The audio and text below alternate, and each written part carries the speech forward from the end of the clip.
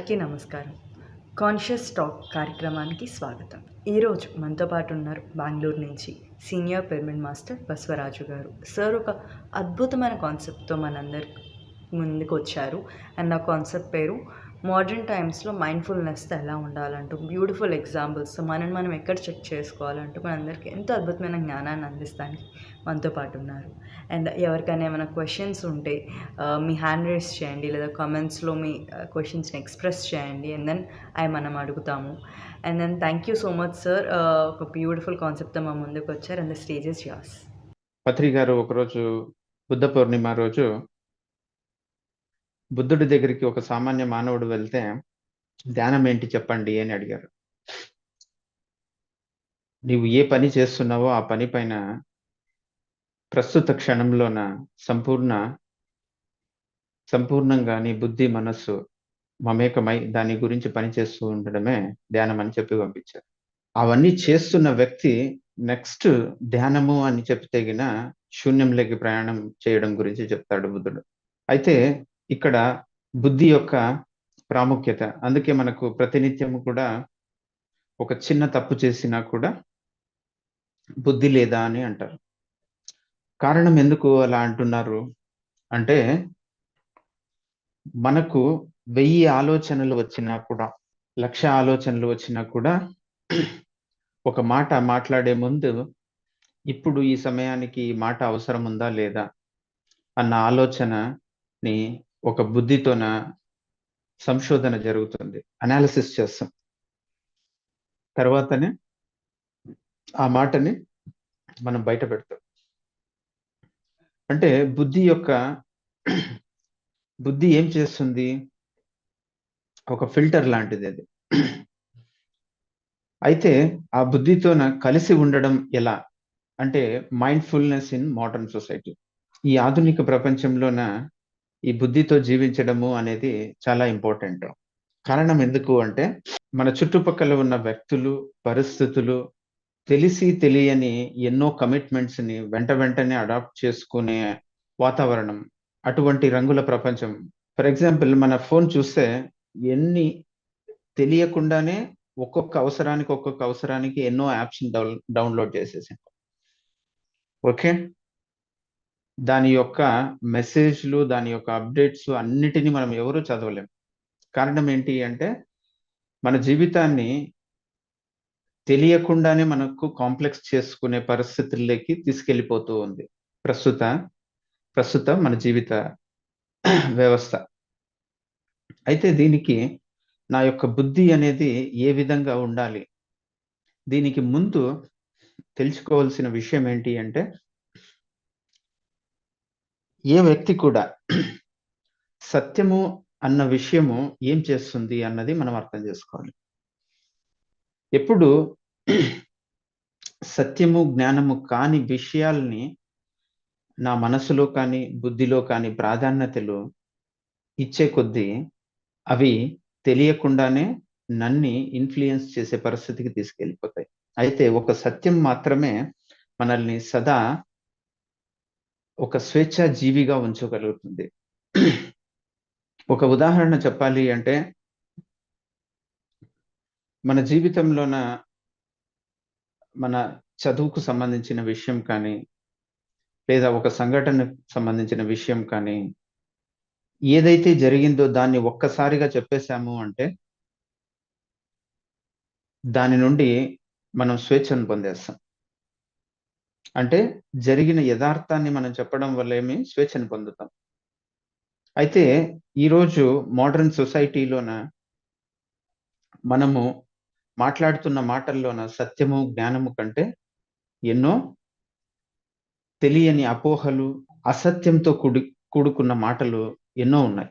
ఎప్పుడైతే ఈ సత్యానికి దూరంగా ఉన్న మాటలు కానీ, ఉన్న చేష్టలు కానీ, వాటిలోన నేను నిమగ్నం అవుతానో, నా యొక్క బుద్ధి కూడా ఎప్పుడు వాటికి నిమగ్నం అవుతాను, ఎప్పుడు వాటిలో ఇన్వాల్వ్ అవుతాను అంటే, నా బుద్ధికి సరియైన జ్ఞానం లేకపోవడం వల్ల.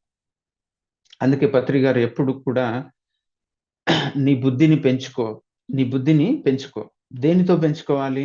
ఆధ్యాత్మిక గురువుల పుస్తకాలు చదివే కొద్దీ మన జీవితంలో ఉన్న అన్ని సమస్యలకు కూడా తెలిసి తెలియకుండానే ఎక్కడో ఒక సొల్యూషన్స్ అనేవి మనకు దొరుకుతూనే ఉంటాయి. అంటే బుద్ధిని పెంచుకో బుద్ధుడిలా జీవించు అని చెప్పేవారు పత్రిక.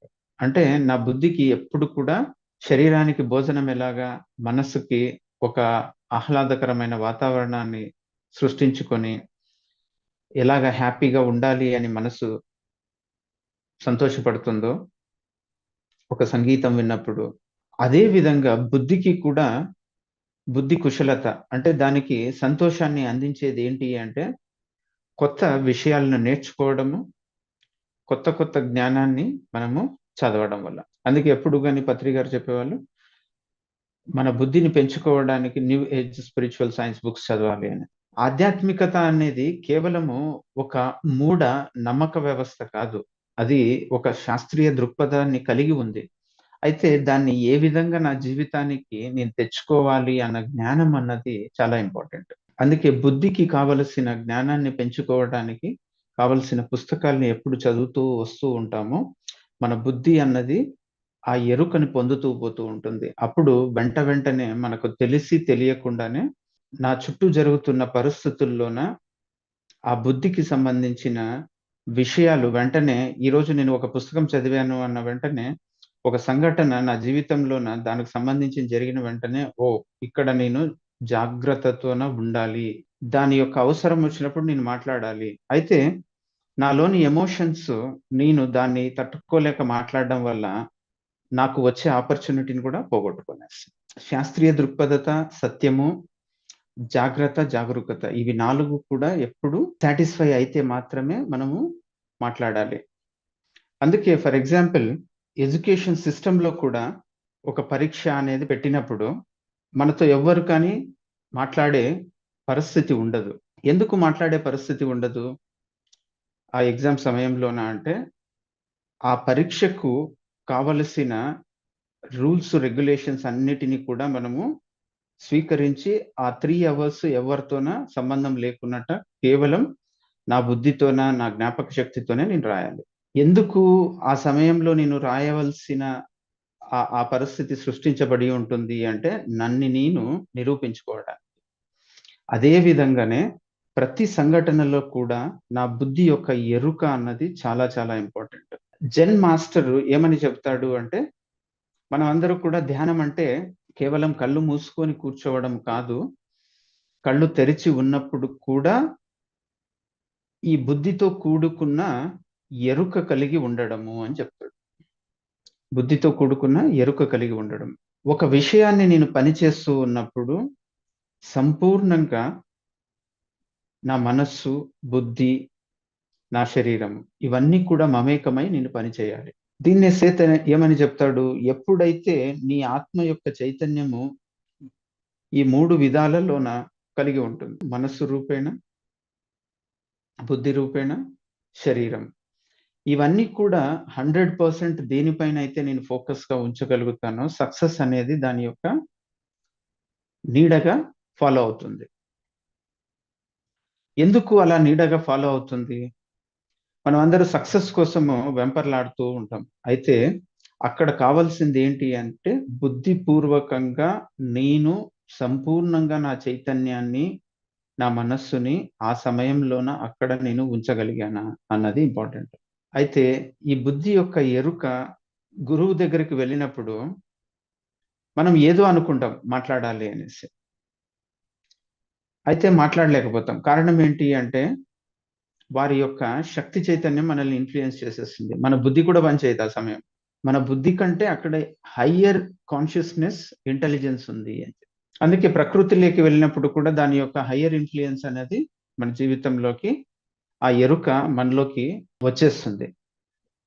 అందుకే ఎప్పుడు కూడా నా యొక్క బుద్ధి ఎరుకతో కలిగి ఉండాలి అంటే కేవలము ప్రతి క్షణం కూడా ఆ జాగ్రత్త అవస్థని నేను గమనిస్తూ ఉండాలి. కేవలం ధ్యానం, స్వాధ్యాయం, సత్సంగమే కాకుండా కళ్ళు తెరిచి ఉన్నప్పుడు నా మాట పైన ఎరుక, ఒక సంఘటన నా జీవితంలోకి వచ్చినప్పుడు దాన్ని నేను ఏ విధంగా ఆ ఎరుకతోన నేను చేయగలుగుతున్నాను అన్నది చిన్న చిన్న పనుల్లో కూడా టెస్టింగ్స్ అనేది చేసుకోవాలి. అందుకే నా నా అనుభవంలోన నేను ఆ ఎరుక కలిగి ఉన్నానా లేదా అన్నదాన్ని పరీక్షల సమయాల్లోన ఏ ప్రశ్నలొస్తాయో తెలియకుండానే ఆ ఎమోషన్ వెంటనే మనల్ని ఫాలో అయిపోతూ ఉంటుంది. నేను ఎలాగా ఆ ఎరుకని ప్రాక్టీస్ చేసేవాడిని అంటే, పరీక్ష హాల్‌లోకి వెళ్ళినప్పుడు కూడా ప్రశాంత చిత్తంతో వెళ్ళడము, ఆ ప్రశ్న క్వెషన్ పేపర్‌ని తీసుకున్నప్పుడు నార్మల్‌గా అందరూ ఏం చేస్తారు, ఒక్కసారిగా అన్ని ప్రశ్నలు చదివేస్తారు. చదివేసిన వెంటనే నాలో కొన్ని ఎమోషన్స్ అన్నీ కూడా బయలుదేరుతాయి. ఓకే. ఆ ప్రశ్న ఆ క్వెషన్ పేపర్‌లోన ఒక 15 లేదా 20 ప్రశ్నలున్నాయి. ఆ 20 ప్రశ్నలు ఒక్కసారిగా చదివేస్తారు. ఏమేమొచ్చిందో క్వెషన్ పేపర్ ఎక్సైట్‌మెంట్. అయితే ప్రాక్టికల్‌గా చూడాలి అంటే, ఆ 15 ప్రశ్నలు చదివే అవసరం లేదు. మొదటి ప్రశ్న చదివితే దానికి తెలిసిన ఉత్తరం కానీ, దానికి తెలిసిన ఆన్సర్ అన్నది అక్కడ ఆ స్పేస్ విచ్చేసి రాయాలి. తర్వాత రెండో ప్రశ్నకు వెళ్ళాలి. అయితే మనం ఏం చేస్తాము, ఆ 15 ప్రశ్నలు ఒక్కసారిగా చదివిన వెంటనే ఫర్ ఎగ్జాంపుల్ ఉదాహరణకు ఆ 15లోన మీకు బాగా తెలిసినవి ఒక 8 ఉన్నాయి. మిగిలిన 6 ఏడో మీకు తెలియదు. ఆ 7 తెలియదు అన్న ఒక్క ఆలోచన ఏం చేస్తుంది? నాలోన ఒక ఉత్కంఠత, టెన్షన్ క్రియేట్ అయిపోతుంది. రైట్? ఎప్పుడైతే ఆ టెన్షన్స్ క్రియేట్ అయిపోతాయో నాలోన ఈ ఏదైతే 8 నాకు ప్రశ్నలకు చాలా చక్కగా వస్తుంది ఆన్సర్. తెలుసు నాకు. అయితే ఈ టెన్షన్ వల్ల ఈ 8 ప్రశ్నలు తెలిసినవి కూడా కొద్దిగా ఆగిపోతుంది నాలో. నా మెమొరీలో నుండి రావలసిన ఆ ఉత్తరము అన్నది, ఆ ఆన్సర్ అన్నది డౌన్ అయిపోతుంది. మన ఒక వాటర్ ట్యాంక్‌లో ఉన్న కుళాయిలోన వచ్చే వాటర్ ఎలాగైతే ట్యాప్‌లో వాటరొస్తాయో, ఆ వాటర్‌కి టెన్షన్ అనేది ఒక బ్లాక్. అయితే బుద్ధిపరంగా మనము లాజిక్‌గా ఆలోచిస్తే ఫస్ట్ ప్రశ్న నాకొస్తుంది. చక్కగా రాసి, సెకండ్ ప్రశ్న నాకు తెలుసు అంటే రాస్తాము. కొద్దిగా తెలియదు అంటే గిన మనం ఏం చేయాలి? స్పేస్ ఇచ్చేసి ముందరికి వెళ్ళిపోయి రాయొచ్చు. లేదా రెండో ప్రశ్ననే రాయొచ్చు. మూడో ప్రశ్న రాయొచ్చు. ఏది నాకు చక్కగా తెలుసో దానిని నేను అన్నిటిని కూడా దేని గురించి ఆలోచించుకున్నట్టుగా చక్కగా రాయాలి. రాసేసిన తర్వాత ఏది కొద్దిగా తెలిసుంటుందో దాని గురించి తీసుకోవాలి. అయితే ఇక్కడ ఎందుకు మనకు ఆ టెన్షన్ అన్నది మనలను సృష్టించబడుతుంది అంటే, ఆ సమయాల్లోన నాకు ఆధ్యాత్మిక పుస్తకాల్లో చదివిన సూత్రాలన్నీ కూడా గుర్తొచ్చేవి. అయితే నా పని నేను చెయ్యాలి. నాకు తెలిసిండేది ఎంతవరకు చక్కగా తెలుసో, అంతవరకు నా యొక్క చైతన్యాన్ని, నా బుద్ధిని, నా మనస్సుని సంపూర్ణంగా నేను ఉపయోగించాలి దాన్ని. రైట్? ఎప్పుడు ఆ సంపూర్ణంగా నేను ఉపయోగించగలుగుతానో, అప్పుడు ఏమి తెలుస్తుంది? దాని యొక్క రిజల్ట్ గురించి భయముండదు నాకు. రిజల్ట్ గురించి నాకు భయముండదు. దాని గురించి ఏమైపోతుందో అన్న ఆశని పెట్టుకోవాల్సిన అవసరము లేదు. అంటే సంపూర్ణంగా విశ్వాసం ఉంది నాకు అని చెప్తుంది. అయితే మన బుద్ధి ఏం చేస్తుంది? ఎక్సైట్‌మెంట్. నాలో ఉన్న మనస్సు యొక్క ఎక్సైట్‌మెంట్ ఏం చేస్తుంది నన్ని వెంటనే ఆ ప్రశ్నలన్నిటిని చదివేయాలి. చక చదివేసి ఓకే. నాకు 5 ప్రశ్నలు రావు. తెలియదు. అదేంటి ఫ్యూచర్ ఈవెంట్ అది. ఆ 3 గంటల పరీక్షల్లోనే ఫ్యూచర్ ఈవెంట్. అంటే ప్రస్తుత క్షణంలోన నేను ఉండడము అన్నది ఎంత ముఖ్యంగా పని చేస్తుంది మన జీవితంలోన అంటే, ఇది ఒక ఎగ్జాంపుల్ నా అనుభవంలోన. ప్రస్తుత క్షణంలోన ఏది జరుగుతుందో దాన్ని ఏ విధంగా నేను హ్యాండిల్ చేయగలను? ఎప్పుడు నా యొక్క ఆత్మవిశ్వాసం పెరుగుతుంది అంటే, నా యొక్క ధ్యానం యొక్క అనుభవాలలోన నేను ఈ శరీరం కాదు అన్నప్పుడు, ఈ శరీరానికి సంబంధించిన భయాలు, మోహాలు, దుఃఖాలు, నష్టాలు, కష్టాలన్నిటిని కూడా పక్కన పెట్టేస్తుంది. నాకు ఆత్మ యొక్క అనుభవం పెరిగే కొద్దీ ఎప్పుడు పక్కన పెడుతుందో అప్పుడు ఖచ్చితంగా నేను చేస్తున్న పనిని అన్ని కోణాలలోన నేను చూడగలుగుతాను. అందుకే చూడండి, గమనించండి. నాకు ఒక సమస్య వస్తే, ఒక మనిషికి ఒక సమస్య వచ్చిన వెంటనే వాడు టెన్షన్ అయిపోయిన వెంటనే ఏది నిర్ణయం తీసుకోలేడు. దాని గురించి బెస్ట్ క్లోజ్ ఫ్రెండ్స్ దగ్గరికి వెళ్లి మాట్లాడుతూ వాళ్ళు చెప్తారు, "అరే! ఇంత చిన్న ప్రాబ్లమ్‌కి ఎందుకురా నువ్వు ఇంత టెన్షన్ తీసుకుంటున్నావు? ఇలా ఇలా చేయొచ్చు కదా! వాడు నాకు తెలిసిన వాడున్నాడు." ఇలా ఇలా అని చెప్పేస్తారు. కారణం ఏంటి? ఎలాగా, ఎందుకు ఆ ఫ్రెండ్ అలాగా సొల్యూషన్ ఇవ్వగలుగుతున్నాడు అంటే, వాడి మనసులోన ఈ ప్రాబ్లమ్‌ని పర్సనల్‌గా తీసుకోలేదు. ఈ ప్రాబ్లమ్‌ని పర్సనల్‌గా తీసుకోలేదు ఫ్రెండ్స్. ఎందుకంటే వాడి ప్రాబ్లమ్ కాదు కాబట్టి. ఎప్పుడైతే ఒక సమస్యని పర్సనల్‌గా నేను తీసుకుంటానో, అప్పుడు మిగిలిందంతా గందరగోళం అయిపోతుంది. అందుకే ఆధ్యాత్మికతలోన మనల్ని సాక్షి భావాన్ని, సాక్షి యొక్క సాధనని ఎందుకు నేర్పిస్తారు? దాని యొక్క చాలా ఇంపార్టెంట్ ఎందుకు అంటే, ఈ మైండ్‌ఫుల్‌నెస్‌కి ఈ సాక్షి అనేది అలవాటు చేసే కొద్దీ అప్పుడు మనకు అర్థమవుతుంది. అంటే ఒక సమస్య వచ్చినప్పుడు దాన్ని అన్ని కోణాలలోన నాదైనా, వేరే వాళ్ళదైనా గాని చూడడం మొదలుపెట్టాలి. మనమేమైపోతాము, దాన్ని అయ్యో! నాకిటువంటి పెద్ద కష్టమొచ్చింది అన్న విషయాన్ని పర్సనల్‌గా లోపలికి తీసేసుకుంటాం. అందుకే ఒక ఉదాహరణ చెప్తారు ఓషో మాస్టర్. ఒక చేప సముద్రంలో ఉంది అంటే, అది ఆ సముద్రాన్ని చూడాలి అంటే గిన బయటికి రావాలి, చనిపోవాలి. అంటే ఆ సముద్రాన్ని చూడాలి అంటే బయటికి రావాలి. ఎప్పుడు బయటికొస్తుందో చనిపోతుంది. ఈ సాక్షి సాధన అన్నది కూడా నేను, నాది అన్నది ఏం చేస్తుంది అంటే, దూరంగా నిలబెట్టి చూడబడడం అన్నది నేర్పిస్తుంది.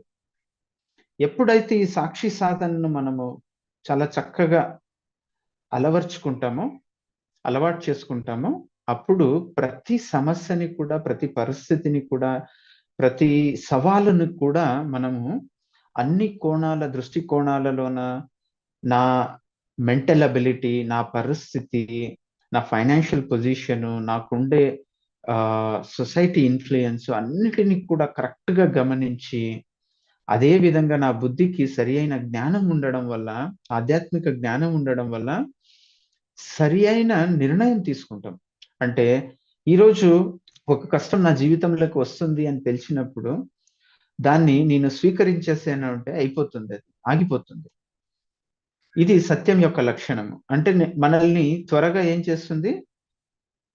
స్వేచ్ఛ స్వేచ్ఛా జీవిగా మనల్ని ముందుకు తీసుకెళ్తుంది. ఏది? సత్యం యొక్క జ్ఞానం నా దగ్గర ఉన్నప్పుడు. ఎప్పుడైతే ఆ సత్యం యొక్క జ్ఞానం నా దగ్గర లేదు అంటే గిన, ఒక స్వేచ్ఛా జీవిగా ఆలోచించాను నేను. అంటే బందీ అయ్యే విధంగా జీవించే ఆలోచనలోనే నేను ఆలోచిస్తాను.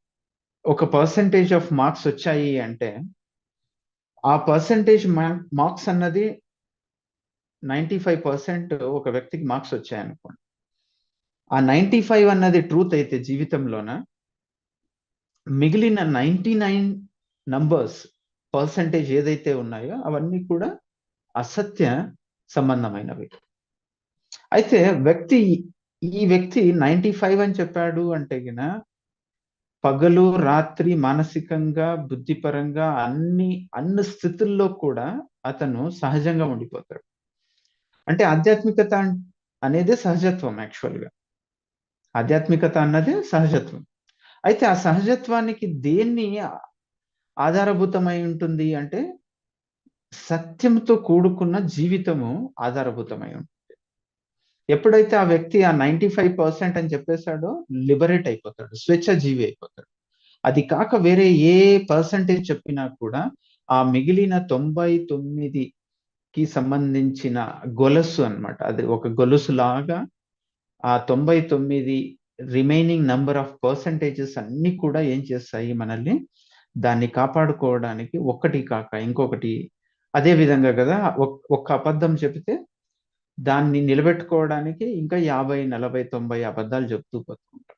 ఎందుకు అలా అంటే, దాని యొక్క నేచర్ అటువంటిది. అసత్య సంబంధమైన విషయాల్ని ఏదైతే మనం తీసుకుంటామో, మన మానసికంగా కానీ, బుద్ధిపరంగా, మన కెరియర్ పరంగా ఎప్పుడు దాన్ని మనం చూస్ చేస్తామో, అక్కడే స్వేచ్ఛ ఆగిపోతుంది. అంటే బందీ అయిపోయాం అక్కడే. ఎన్ని గొలుసులతోన బందీ అయిపోయామో మనము, ఆ మిగిలిన 99 ఆ 100లోన 99 ఏవైతే ఉన్నాయో వాటి యొక్క బరువుని నేను మోస్తూ తీసుకెళ్ళాలి. ఎప్పుడు బందీనయిపోతాను. ఎప్పుడు నేను సత్యపూరితమైన జీవితాన్ని జీవించడానికి నిర్ణయం తీసుకుంటానో, అది ఆ సమయంలోన కష్టం అనిపిస్తుంది. కొన్నాళ్ళ తర్వాత నేను సంపూర్ణ స్వేచ్ఛా స్వతంత్రుడయిపోతాను. ఎప్పుడు ఈ స్వేచ్ఛా స్వతంత్రత నా జీవితంలోన అలవాటు పడుతూ పోతానో నేను, అప్పుడు దాన్ని అంటే ఆ స్వేచ్ఛా స్వతంత్రతని ఎవరు చూడగలుగుతారు? బుద్ధి ఉన్న వ్యక్తి మాత్రమే చూడగలరు. ఆ స్వేచ్ఛా స్వతంత్రత కలిగి ఉన్న వ్యక్తి ఖచ్చితంగా బుద్ధిపూర్వకంగా జీవించడానికి ఏ సంశయము లేదు. అందుకే ఈ ఈ మైండ్‌ఫుల్‌నెస్ అన్నది ఎలాగ నేను అడాప్ట్ చేసుకోగలను నా జీవితంలోన అంటే, ఫస్ట్ నిర్ణయము ఏ కష్టమొచ్చినా, ఏ నష్టమొచ్చినా సత్యానికి, జ్ఞానానికి పెద్ద పీట నా అంతరంగంలోన ఉండాలి. ఇది మొట్టమొదటి నిర్ణయం తీసుకోవాలి జీవితంలో. ఆ డెసిషన్ తీసుకోవాలి. నెక్స్ట్ వచ్చిన తర్వాత, ఈ నిర్ణయం తీసుకున్న తర్వాత ధ్యాన, స్వాధ్యాయ, సత్సంగాల వల్ల, మాస్టర్స్ పరిచయాల వల్ల కూడా ఒక సాక్షి సాధనని చూడడము, చిన్న చిన్న కామన్ సెన్సెస్‌నన్నిటిని గమనించడము.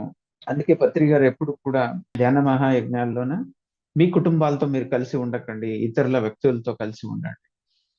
ఎప్పుడు కొత్త వ్యక్తులతోన నేను పరిచయం అవ్వడం వల్ల ఆ వ్యక్తి దగ్గర లేనిది నా దగ్గర ఉన్నప్పుడు దాని యొక్క విలువని నేను అర్థం చేసుకుంటాను. ఆ వ్యక్తి దగ్గర ఉన్నది నా దగ్గర లేదన్నప్పుడు, ఓకే. దాన్ని నేను ఎలా సాధించగలను? దానికి ఆ వ్యక్తి యొక్క గుణగణాలు ఎలా ఉన్నాయి? నేను అతనితో ఏం నేర్చుకోవాలి? నేను ఎలా ఉండాలి? దీన్ని మనం గమనిస్తుంది. బుద్ధి ఏం చేస్తుంది? వీటినన్నిటిని గమనిస్తుంది. ఎప్పుడు వాటిని గమనిస్తూ పోతూ ఉంటామో, అప్పుడు ఆ ఎరుకనే మనల్ని ఏం చేస్తుంది అంటే, డ్రైవ్ చేస్తుంది మనకు. బుద్ధి చెప్తుంది. ఓకే. ఇది చాలా బెస్ట్‌గా అనిపిస్తూ ఉంది. ఈ వ్యక్తి ఎంత చక్కగా మాట్లాడతాడు. ఈ వ్యక్తి ఎంత ప్రశాంతతను పొంది ఉన్నాడు. ఆ ప్రశాంతత నా జీవితంలో ఎందుకు లేదు? అప్పుడు ప్రశ్నలు వేస్తాం. అలాగా ప్రతి వ్యక్తి యొక్క జీవితంలోన తెలిసి తెలియకుండానే సత్య సత్యానికి సమీపంగా ఉండే జీవితాలు అందరిలోనూ ఉంటుంది. అంటే ఆ సహజత్వము అక్కడ బయటపడుతుంది. అప్పుడు మనకర్థమవుతుంది. ఓహ్! నా జీవితంలోన ఎన్ని మధుర క్షణాలున్నాయి. ఎంత ఆనందంగా నేను జీవించవచ్చు. అయితే నేనెందుకు జీవించలేకపోతున్నా? అప్పుడు బుద్ధి ఆలోచింపజేస్తుంది మనల్ని. ఓకే. ఎందుకు? నువ్వెందుకు చేయడం లేదు? నువ్వెందుకు ఇలా తీసుకుంటే అదెందుకు రాదు? అప్పుడు మనకు అన్నీ కూడా ఏమవుతాయి? సాక్షిగా గమనించడం మొదలుపెడతాం. చాలా వ్యక్తుల్ని కలిసే కొద్దీ మనం ఏమవుతాము? ఒక కొత్త వ్యక్తికి వెళ్ళిన వెంటనే మనం అన్నీ మాట్లాడలేం. రైట్? స్లోగా మాట్లాడడం మొదలుపెడతాం. ఆ వ్యక్తి ఎలాగా ఎంత హృదయాన్ని తీసి మాట్లాడుతున్నాడో, హృదయపూర్వకంగా మాట్లాడుతున్నాడో అప్పుడు మనం కూడా ధైర్యంగా, హృదయపూర్వకంగా మాట్లాడడం. అంటే ఆ సమయాల్లో అంతా కూడా ఏం జరుగుతుంది? ఒక కొత్త వ్యక్తిని కలిసినప్పుడు అంతా కూడా ఓకే. ఇప్పుడు నేను మాట్లాడాలా? వద్దా? ఇది రైటా? రాంగా? కామన్ సెన్స్ అతనేమనుకుంటాడు? అంటే ఇవన్నీ ఏం జరుగుతున్నాయి మనకు? తెలియకుండానే బుద్ధి అనేది ఒక డెసిషన్ తీసుకోవడానికి మనల్ని ఒక ప్రిపరేషన్ చేస్తుంది. క్లాసెస్ తీసుకోవడానికి వెళ్ళమని చెప్తారు ధ్యాన ప్రచారానికి. అప్పుడు వెళ్ళినప్పుడు కూడా అక్కడున్న వ్యక్తులెవరు? ఆ పరిస్థితులేంటి? ఆ జాగరూకత ఏంటి? జాగ్రత్తగా నేనేం మాట్లాడాలి? నా మాటల్లోన ఎంత సత్యానికి హితంగా నేను ఉన్నాను. ఓకే. నా మాటల్లోన ఎంత శాస్త్రీయ దృక్పథత ఉంది. ఎంత సైంటిఫిక్ టెంపర్ ఉంటే నేను మాట్లాడాలి. అక్కడున్న వ్యక్తులు, వాళ్ళున్న పరిస్థితులన్నిటిని చూడడం వల్ల మనం ఏమవుతాం అప్పుడు, మన బుద్ధితోన మన మాటని చాలా ఎరుకగా మాట్లాడడం మొదలుపెడతాం. అప్పుడు మనకు తెలియకుండానే ఈ ఇంకొకటి మనకు ఆ బుద్ధిపూర్వకంగా నేను ఎలా ఉండాలి అన్నది. అంటే అవన్నీ టాస్క్స్ మనకి యాక్చువల్‌గా చెప్పాలంటే. ఒక ధ్యాన ప్రచారానికి వెళ్ళినప్పుడు కానీ, ఒక క్లాస్ తీసుకుంటున్నప్పుడు కానీ, కొత్త వ్యక్తులతో మాట్లాడుతున్నప్పుడు కానీ, స్టేజ్ దగ్గరికి పిలిచినప్పుడు కానీ, అప్పుడంతా కూడా మనం మాట్లాడే ముందు ఆ బుద్ధితోనే మనం మాట్లాడడం వల్ల, ఆ బుద్ధిని ఆలోచింపజేసుకొని మాట్లాడడం వల్ల అప్పుడు మనకేమవుతుంది, ఆ ప్రాక్టీస్ పెరుగుతుంది. ఎరుక యొక్క ప్రాక్టీస్ పెరుగుతుంది. ఆ బుద్ధిని నేను ఎలా ఉపయోగించాలి? బుద్ధిపూర్వకంగా నేనెలా ఉండాలి? ఇవన్నీ కూడా ప్రాక్టికల్‌గా ఫెయిల్యూర్స్ ఒస్తాయి లేదని కాదు. అయితే ఇవన్నీ కూడా ప్రాక్టికల్‌గా అండర్‌గో కావాల్సిందే ప్రతి వ్యక్తి కూడా. ఇక్కడ ప్రోగ్రామ్ ఆర్గనైజ్ చెయ్యయ్యా నేనొస్తాను అంటారు. ఆ రెస్పాన్సిబిలిటీ టక్కని ఒకరికిస్తారు చూసి. ఓకే. తర్వాత ఆర్గనైజ్ చేయడానికి బయలుదేరినప్పుడు మనకేమవుతుంది, ప్రతి వ్యక్తితోన మాట్లాడాలి. అప్పుడు అందరితోన చాలా హంబుల్‌గా నేను మాట్లాడాలి. ఈగో చూయిస్తే ప్రోగ్రామ్ ఆర్గనైజ్ చేయడానికి వీలు పడదు. డబ్బు తక్కువొస్తే ఇంకొక వ్యక్తితో ఇంకా హంబుల్‌నెస్‌గా నేను మాట్లాడాలి. నా అహాన్ని ఎంతో వదులుకోవాలి. ఎవరి కోసము? ఒక చిన్న అరేంజ్‌మెంట్ చాలా బాగా చేశావయ్యా! అని ఒక 5 నిమిషాలు సార్ మాట్లాడి చప్పట్లు కొట్టిస్తారు. దానికోసం ఇదంతా పని చేస్తాం. అయితే ఆ 5 నిమిషాల కోసం పని చేస్తున్నామా? కాదు. ఆత్మకు తెలియకుండానే తెలిసి తెలియకుండానే మనకు ఏమి నేర్చుకుంటాము అంటే, ఒక ప్రోగ్రామ్‌ని అరేంజ్ చేయడానికి వెళ్ళినప్పుడు నేను ఎంత సన్నిహితంగా ఉండాలి, ఎంత నేను వినయంతో కూడి ఉండాలి. నా అహాన్ని నేను ఎంత తగ్గించుకొని వినయంతో కూడి ఉండాలి. ఇవన్నీ కూడా అందుకే మనకు పత్రి గారు ప్రతి విషయాన్ని కూడా మన 18 ప్రిన్సిపల్స్‌లోన తెలిసి తెలియకుండా సిన్సియర్‌గా ఎవరైతే ఫాలో అవుతారో వాటిని, అంటే ప్రకృతితో గడపండి అని జెప్తారు. ఆ ప్రకృతితో గడపడానికెళ్ళినప్పుడు ఒక అరేంజ్‌మెంట్ చేయాలి. అంటే ప్రతి చిన్న విషయాన్ని కూడా చాలా చక్కగా ప్లాన్ చేసుకోవాలి. లేదంటే అక్కడికి వెళ్ళినప్పుడు ప్రాబ్లమ్స్ ఫేస్ చేస్తాం. అప్పుడేమవుతుంది మన ఎరుక ఎలా పని చేయడం మొదలెడుతుంది బుద్ధి కానీ, ఎరుక కానీ చాలా దూరంగా ఆలోచించే విధంగా ఓకే. ఇది అవసరమా? ఇది ఎవరు తెస్తారు? ఇది ఏం చేస్తారు? అక్కడ క్యారీ చేయడానికి అవుతుందా? ఆ ట్రక్కింగ్‌లోన ఇంత బరువు మోసుకొని అక్కడికి వెళ్ళగలమా? లేదా? ఎవరు వంట చేయగలరు? ఎవరిని తీసుకురావాలి? అక్కడ లోకల్‌లో ఎవరితోట మాట్లాడాలా? ఎవరన్నా ముందుగానే అక్కడికి వెళ్ళాలా? ఇవన్నీ విషయాల్ని అన్నిటిని కూడా మనం ఆలోచిస్తాం. అంటే ఆ పెద్ద పెద్ద వాటిని నేను ఆర్గనైజ్ చేసే స్థాయికి నేను ఎదిగినప్పుడు కుటుంబంలో ఉండే భార్య, పిల్లలు, ఇంట్లో ఉండే తల్లిదండ్రులు వాళ్ళని బ్యాలెన్స్ చేయడము, చూడడము, వాళ్ళ పరిస్థితికి వెంటనే ఆలోచింపజేయడం ఇవన్నీ కూడా తెలియకుండానే నాలోన ఆ బుద్ధిలోన ఆ ఎరుక అన్నది పెరిగిపోతుంది. ఎప్పుడు అంటే ఇ ఇవన్నీ కూడా ఏది కూడా నీకు సంబంధం లేదు. నా యొక్క బుద్ధి ఎరుక పెరిగే కొద్దీ నాలోన ఆ కాన్ఫిడెన్స్ పెరుగుతుంది. ఆత్మకి మనకు జ్ఞానం అనేది చాలా క్రిస్టల్ క్లియర్‌గా అర్థమైపోయినప్పుడు అంటే జ్ఞానం అంటే ఏంటి? అనుభవమే జ్ఞానం. అంటే ఇవన్నిటికి కూడా అనుభవాలు ఇవన్నీ. ఒక్కొక్క స్థాయిలోన ఒక్కొక్క రకంగా అనుభవించి జ్ఞానంగా నేను పొంది కన్వర్ట్ చేసుకున్న తర్వాత మాత్రమే దాన్ని ఏమని చెప్తున్నాము? ఆత్మవిశ్వాసం, సెల్ఫ్ కాన్ఫిడెన్స్ అని చెప్తున్నాను. దీన్ని జ్ఞానంగా మారిన దాన్ని మాత్రమే సెల్ఫ్ కాన్ఫిడెన్స్‌గా ఉంటుంది. మిగిలిండేది ఏది ఉండదు మన జీవితంలో. ఆత్మవిశ్వాసం అనేది దేని చెప్తాము? దేని గురించైతే క్రిస్టల్ క్లియర్‌గా క్లారిటీ ఉందో. ఏంటి మాటలు చెప్పడం కాదు, ఆలోచనలు కాదు, భావనలు కాదు, కవిత్వాలు కాదు. ఇవి ఏవి కాకున్నట్టుగా దేన్నైతే నేను అనుభవించి, అర్థం చేసుకొని, దానిలోన నేను తప్పులు, ఒప్పులు అన్నిటిని కూడా పొంది, దాని గురించి సంపూర్ణ జ్ఞానాన్ని నేను పొందుతానో, అప్పుడు అది నా ఆత్మలోన ఒక విశ్వాసంగా కన్వర్ట్ అయ్యి ఉంటుంది. అప్పుడేం చేస్తాము? ఎప్పుడైతే ఏ విషయానికి సంబంధించిండేది మనకు జ్ఞానం క్రిస్టల్ క్లియర్‌గా ఉండి అర్థమైపోయి ఉంటుందో, ఆ సమస్య వస్తే, ఆ సవాలు వస్తే చాలా చాలా ఈజీగా హ్యాండిల్ చేసేస్తాం. అది ఒక బరువుగా అనిపించదు.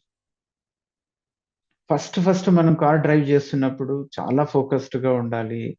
నా మనస్సు, బాడీ, బుద్ధి ఫుల్ అలర్ట్. నా మెమొరీలోన ఒక రోబోట్ లాగా పనిచేయడం మొదలుపెట్టేస్తుంది. వెంటనే తెలియకుండానే టకటక పనిచేస్తాను. పాటను కానీ వింటాను, పాటను పాడతాను, ఇంకొక వ్యక్తి మాట్లాడుతున్నా కానీ మాట్లాడుతూ రైట్ డైరెక్షన్‌లో నేను డ్రైవ్ చేయగలుగుతాను. కారణం ఏంటి? అప్పుడు మల్టీ డైమెన్షనల్‌కి షిఫ్ట్ అయింది. ఎందుకు అలా మల్టీ డైమెన్షనల్‌కి షిఫ్ట్ అవ్వగలుగుతాము అంటే, ఎప్పుడైతే నేర్చుకున్న ఒక్కొక్క చిన్న పాఠాలు ఎంత చక్కగా నేను నేర్చుకుంటానో, ఆ జ్ఞానం అన్నది ఆత్మవిశ్వాసంగా పరిగణించినప్పుడు నేనేం చేశాను, ఒక్క సమయంలో చాలా పనులు చేయగలిగిన ఆ మల్టీ డైమెన్షనల్ సిట్యుయేషన్‌కి నేను వెళ్ళాను.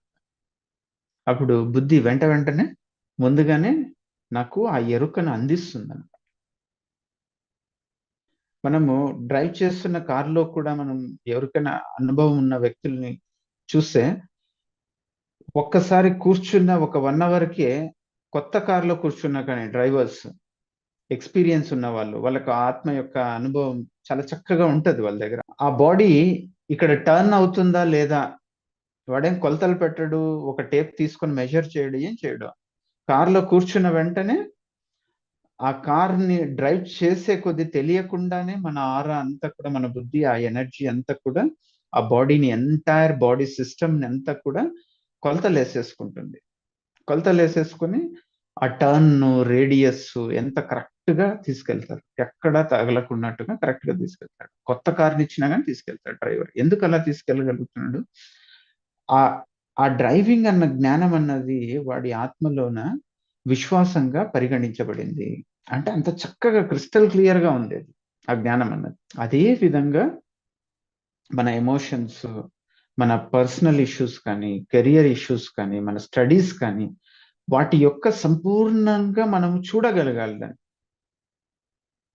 ఇప్పుడు మన ఎడ్యుకేషన్ సిస్టమ్‌లోన ఒక పుస్తకంలోన 50 చాప్టర్స్ ఉన్నాయి.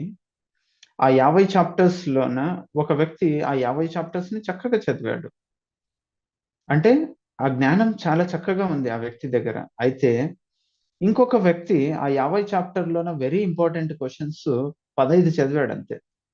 అయితే 12 వచ్చాయి. ఆ 12 చాలా చక్కగా రాసాడు. మార్క్స్ ఏమో వచ్చేసాయి. అయితే దాని యొక్క ఆ సబ్జెక్ట్ యొక్క జ్ఞానాన్ని ఎప్పుడైతే అంటే అతని జాబ్‌కి కానీ, పనిలో కానీ దాన్ని ఇంప్లిమెంట్ ఆచరించడానికి వెళ్తాడో అప్పుడు ఫెయిల్యూర్ అయిపోతాడు. కారణం ఏంటి? జ్ఞానం నేర్చుకోలేదు. ఏం నేర్చుకున్నాడు? ఎగ్జామ్ పాస్ అవ్వడానికి మాత్రమే నేర్చుకున్నాడు. అందుకే కొద్దిమంది ఉత్తీర్ణులవుతారు. అయితే ఉద్యోగాల్లోకి వచ్చిన తర్వాత వేరే వాళ్ళు సక్సెస్‌లోకొస్తారు. అంటే కొద్దిమంది ఏమైంటారు? జాబ్ చక్కగా చేయగలిగిన జ్ఞానాన్ని నేర్చుకొనుంటారు. అందుకే వాళ్ళందరూ జాబ్స్‌లోనే రాణిస్తారు. తక్కువ చదువున్నా జాబ్స్‌లోనే రాణిస్తారు. ఏది సక్సెస్‌ని తెచ్చిస్తుంది? నిజమైన జ్ఞానము, సత్యం మాత్రమే సక్సెస్‌ని తీసుకొస్తుంది తప్పితే వేరేది తీసుకురాదు. ఒక వ్యక్తి చదివిండేది బీకామ్. అయితే అతను ఈరోజు ఒక ఏషియన్ కంట్రీకి సంబంధించిన ఏషియన్ కాంటినెంట్‌లో ఉండే ఆ కంపెనీకి సంబంధించిన ఆల్ కంట్రీస్ అన్నిటికి కూడా కస్టమ్స్ హెడ్. ఆ కస్టమ్స్ యాక్ట్‌ని అంత అవపోసపట్టాడు. చాలా చక్కగా ఏది అడిగినా గాని చదివేస్తాడు. వేరే దేశాలన్నిటిని కూడా కూర్చొని చదవడం మొదలుపెట్టాడు. He is the head of that department. He used to travel across the countries. ఏం చదివాడు అన్న క్వాలిఫికేషన్ కంటే తరువాత దాన్ని ఎంతగా జీర్ణింపజేసుకున్నాడు అన్నదే ఇంపార్టెంట్. ఎందుకు అంటే అక్కడ సమస్య వచ్చినప్పుడు సర్టిఫికేట్ పనిచేయదు. నీ జ్ఞానం పనిచేస్తుంది. ఏది సత్యము? నీ యొక్క జ్ఞానాన్ని ఏదైతే చక్కగా నేర్చుకున్నావో అది మాత్రమే సత్యం. కనుకనే అది పనిచేస్తుంది. అందుకే ఎప్పుడు కూడా మన జీవితాల్లో ఉన్న నిర్ణయం ఏదై ఉండాలి? సత్యానికి, జ్ఞానానికి కాంప్రమైజ్ కాకుండా నేను జీవించగలగాలి అన్న నిర్ణయం ఉండాలి. అప్పుడు స్వేచ్ఛాజీవిని అవుతాను నేను. ఎప్పుడు స్వేచ్ఛాజీవిని అవుతానో, నేను అక్కడి నుండి సత్యానికి దగ్గరయ్యే కొద్దీ నేనేమవుతాను? మిగిలిన ఈ వస్తు వాంఛలు కానీ, ఎమోషన్స్ కానీ, పరిస్థితులన్నిటిని కూడా దూరంగా మొదలుపెట్టడం తయారైపోతుంది. ఎప్పుడు ఈ నిర్ణయం తీసుకుంటా. అప్పుడు సాక్షిగా నేను గమనించడం మొదలుపెడతాను. ఇది నాకు అవసరమా? ఇది సత్యం కానిది నాకు అవసరం లేదు. ఒక వస్తువుని, ఒక పరిస్థితిని అన్నిటిని కూడా మనం ఉపయోగించాలి తప్పితే అది మనల్ని ఉపయోగించుకోరాదు. మనం ఏం చేస్తాము? ఈ సిస్టమ్‌లోన చిన్నప్పటి నుండి నువ్వు చదవకపోతే దేనికి పనికిరావు.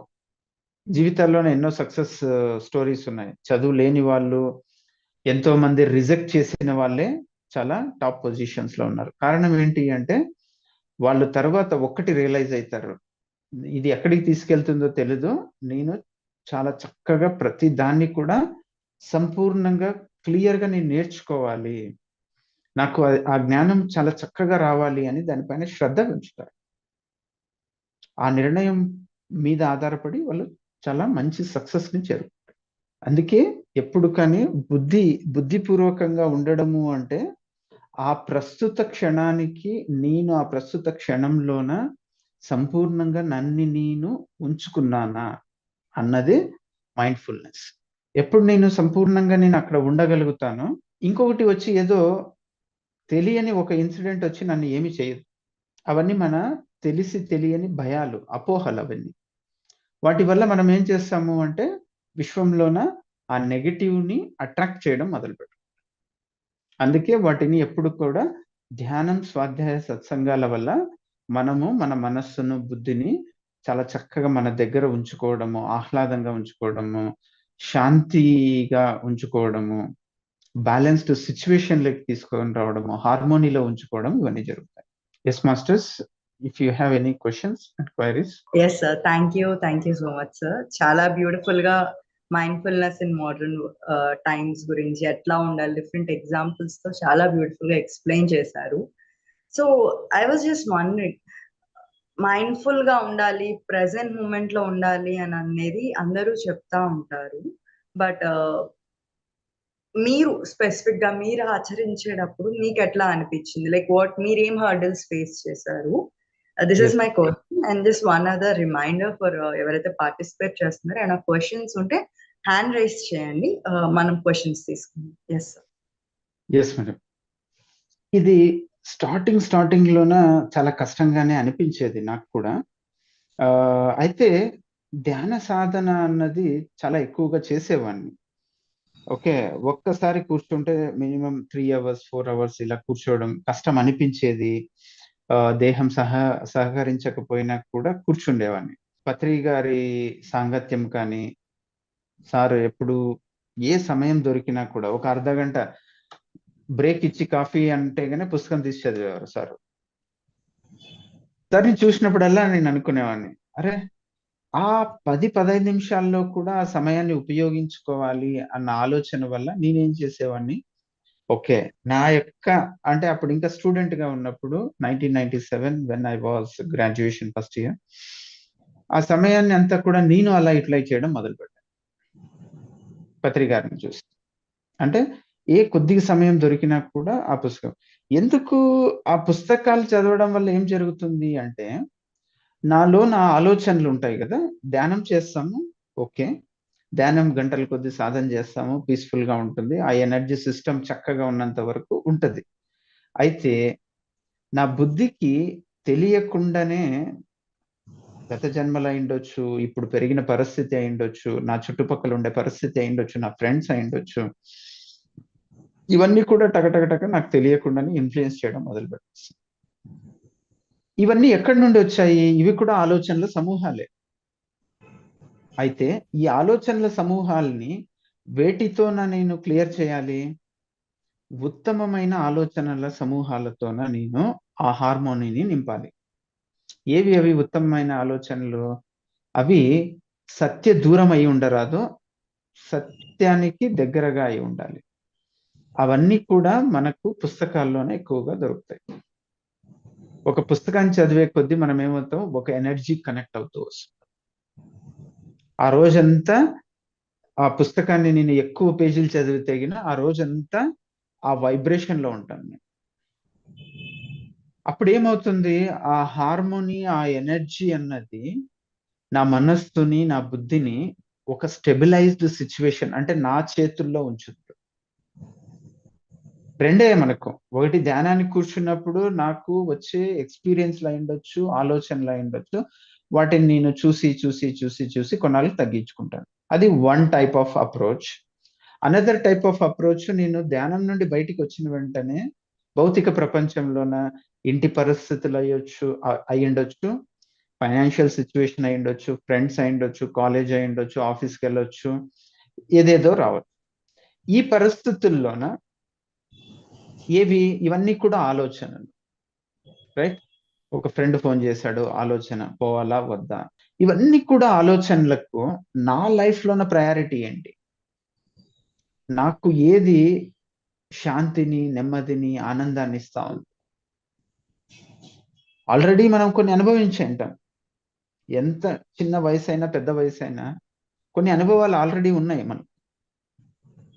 ఏం చేస్తే ఎటువంటిది నాకొస్తుంది అన్నది. ఓకే. చిట్ చాట్ చేస్తాను. ఒక హారర్ మూవీ చూస్తాను. ఒకటి ఏదో సీరియల్ చూస్తాను. దాని తర్వాత నా యొక్క వైబ్రేషన్ ఎలా ఉంటుంది? ఇవన్నీ అనుభవాలు అందరికీ ఉన్నాయి. అయితే గమనించుకోం మనం అంతే. ఓకే.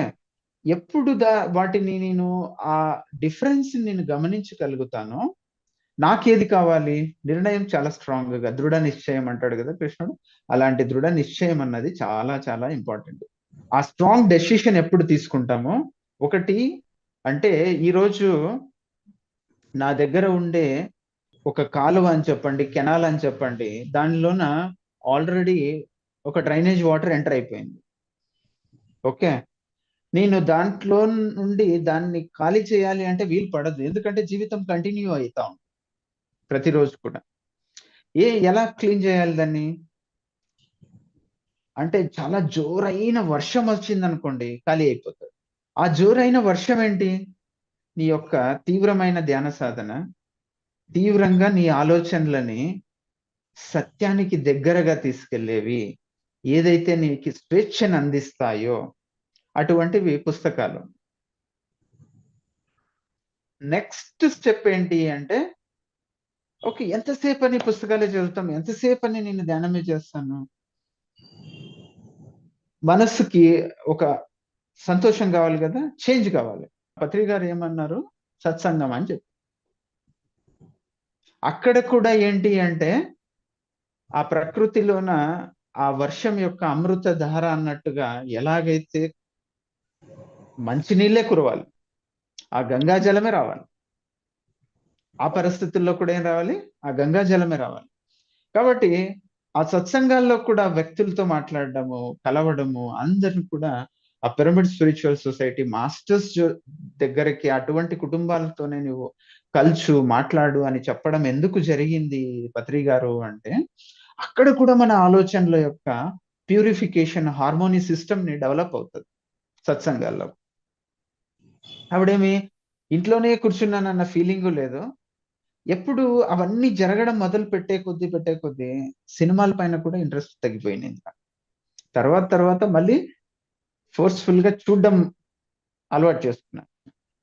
ఒక మూవీ చూస్తున్నప్పుడు కూడా హ్మ్. మొత్తం మూవీని 3 గంటలు 3 సార్లు చూసినా గాని ఒక్క చుక్క కళ్ళల్లో నీళ్ళు రాకుండా చూసేవాడిని. అంటే సాక్షిగా అంటే ఆ సినిమా ఒక రంగుల కాంతితోన ఆ స్క్రీన్ పైన పడతా ఉంది. అది నా జీవితము నా నా చేతుల్లో ఉంది అన్నది నేను అర్థం చేసుకోవాలంటే కావాలని ప్రాక్టికల్‌గా వెళ్లి కూర్చునేవాడిని. ఒక్కసారి కాక 3 సార్లు నా ఎమోషన్ ఎక్కడన్నా అక్కడ కనెక్ట్ అయిపోతాను. అంటే సంపూర్ణంగా నేను సాక్షిగా ఉండి చూడగలిగాను అంటే దాని అర్థం ఏంటి? ఎటువంటి పరిస్థితుల్లో కూడా నేను సాక్షిగా ఉండగలను. ఏదో ఒక పెద్ద యాక్సిడెంట్ జరిగి కష్టమొస్తేనే నేను సాక్షిగా ఉండగలను అనేది అవసరమేం లేదు టెస్టింగ్‌కి. ఒక చిన్న సీరియల్ జూసినప్పుడు, చిన్న మూవీ చూసినప్పుడు, అప్పుడు కూడా నేను సాక్షిగా ఉన్నానా లేదా? అప్పుడేంటి అది? మైండ్‌ఫుల్‌నెస్సే గదా! రైటా? యెస్. రాంగా? ఆ క్లియర్ పిక్చర్ వచ్చేసినప్పుడు తరువాత వస్తాయి. ఏమి? ఓకే. ఇంకా పెద్దగా డబ్బొస్తుంది అంటే, ఓకే. నీ యొక్క లక్ష్యం ఏంటి? హార్మోనీ కావాలా? ఎన్లైటైన్మెంట్ కోసం వర్క్ చేస్తున్నావా, లేదు డబ్బు కోసం వర్క్ చేస్తున్నా, చెయ్యి, హ్యాపీగా చెయ్యి, తొందర ఏం లేదు. అబద్ధాలు ఏం ఆడాల్సిన అవసరం ఏం లేదు. ఏ పని అయినా కానీ ఓకే ఆ డబ్బు కోసం పని చేస్తాను అంటే బిజినెస్ అని చెప్తున్నారు వరల్డ్ లోన. దానికి ఒక ఆప్షన్ ఉంటుంది, దానికి ఒక వరల్డ్ ఉంటుంది, దానికి ఒక వ్యక్తులు ఉంటారు. You go and approach and do it. Be open. Whatever you want to do, be open. అప్పుడు ఏమవుతుంది, నీ అంతరంగంలోన, మన అంతరంగాల్లోన అన్ని ఎమోషన్స్ కు కారణం ఏంటి అంటే నేను ఇది అని డిక్లేర్ చేయము. ఏదో మంచిగా నేను ఉండాలి అన్న ఆలోచనలతో ఉంటాం. ఇవన్నీ ఏం చేస్తాయి, మన ఎమోషన్స్ ని బ్లాక్స్ గా క్రియేట్ చేస్తాయి. ఐఎమ్ డూయింగ్ బిజినెస్, బిజినెస్ అంతే. మీరు మంచి వాళ్ళగా ఉండాల్సిన అవసరం ఏం లేదు. మీరు సత్యంతో కూడి ఉన్నారు అంటే మంచి చెడు అన్ని కూడా కలిసే ఉంటాయి లైఫ్ లో. చెడు వేరుగా మంచి వేరుగా లేదు. దేహంలోన బ్లడ్ ఉంది, చెమట ఉంది, చీము ఉంది, రక్తం ఉంది, అన్నీ ఉన్నాయి, రైట్? ఒక్క అన్హెల్తీ వచ్చేసిన వెంటనే ఇన్ఫెక్షన్ ఆటోమేటిక్ గా క్రియేట్ అయిపోతుంది బాడీలో, రైట్? ఏది లేదు దేహంలోన, అన్నీ ఉన్నాయి. అన్నీ ఉన్నాయి. మరి ఎక్కడ జీవితమే ఇలాగున్నప్పుడు ఎక్కడ మీరు తెలియని అపోహలతోన మంచిగా ఉండాలి, మంచిగా ఉండడానికి నేను ప్రయత్నిస్తున్నాను? No, not required. Be yourself, that is enough. If somebody likes, be with you. ఏం 1,00,000 మందే ఫ్రెండ్స్ రావాలనేది ఏం లేదు. ముగ్గురున్నా కూడా చాలు, తొందర ఏముంది? You will give 100% with them, right? Yes. బరువు ఎందుకు పెరుగుతుంది అంటే మనము తెలిసి తెలియకనే అన్నిటినీ కూడా అహంతోన తీసుకోవడము, క్వాలిటీ మిస్ చేసుకోవడమే. మనం అన్నిట్లోన క్వాంటిటీ ఓరియంటెడ్ మైండే ఉంటది, ఎందుకంటే మన బుద్ధికి జ్ఞానం లేదు కాబట్టి. అందుకే చేసే ప్రతి కర్మ కూడా కౌశల్యంగా ఉండాలి అంటే హయ్యర్ పర్సంటేజ్. మనం ధ్యానం చేస్తున్నాము ఏళ్ల కొద్దీ అంటే మనం చేస్తున్న కర్మ చేష్టలోన క్వాలిటీ పెరగాలి. అది పెరగడం లేదు అంటే మన ధ్యానానికి అర్థం లేదు, మన జ్ఞానానికి అర్థం లేదు. Thank you so much sir. చాలా బ్యూటిఫుల్గా మైండ్ఫుల్నెస్ గురించి ఎంతో అద్భుతంగా మా అందరికీ తెలియజేశారు. పర్ఫెక్ట్ ఎగ్జాంపుల్ ఇచ్చారు, లైక్ డిఫరెంట్ ఎగ్జాంపుల్స్ ఇచ్చారు. మనం చెక్ చేసుకోవడానికి మూవీస్ అని అంటూ ఎంతో అద్భుతంగా మా అందరికీ చెప్పారు. ఎందుకంటే నాకు నేనే చెప్పుడు చెక్ చేసుకుంటూ ఉండేదాన్ని ఎప్పుడైనా ప్రాక్టీస్ మైండ్ఫుల్నెస్ వేరే సిచ్యువేషన్స్లో కొంచెం బ్యాలెన్స్డ్గా ఉండగలిసినా కూడా మూవీస్ చూసేటప్పుడు ఏడ్చేసేదాన్ని. అప్పుడు నేను అనుకునేదాన్ని నువ్వు ఐఎమ్ నాట్ మైండ్ఫుల్ అని అనుకునేదాన్ని. అండ్ దెన్ మీరు అది అన్నప్పుడు బాగా రెజొనేట్ అయింది. And then it's like beautiful example మనం చెక్ చేసుకోవడానికి. ఏదో పెద్ద విషయం అవసరం లేదంటే చాలా బాగా చెప్పారు. డిఫరెంట్ ప్రాక్టీసెస్ ఎలా చేయాలి, మైండ్ఫుల్గా ఉండాలంటే సత్యము, స్వాధ్యాయం, సజ్జన సాంగత్యం మన ఆయుధాలుగా పెట్టుకుని ముందుకెళ్తే will be on the path of mindfulness. ఈజీగా దాంట్లో మనం ట్రావెల్ చేయొచ్చు, కానీ ముఖ్యంగా మనం దాన్ని పాటించాలని అంటూ చాలా బాగా చెప్పారు sir. Thank you so much. And then ఇట్లాగే నెక్స్ట్ వీక్ మరొక కాన్సెప్ట్తో ఇంకొక బ్యూటిఫుల్ మాస్టర్ కాన్షియస్ టాక్ కార్యక్రమంలో మనందరి ముందుకు వస్తారు. అంతవరకు సెలవు. Thank you.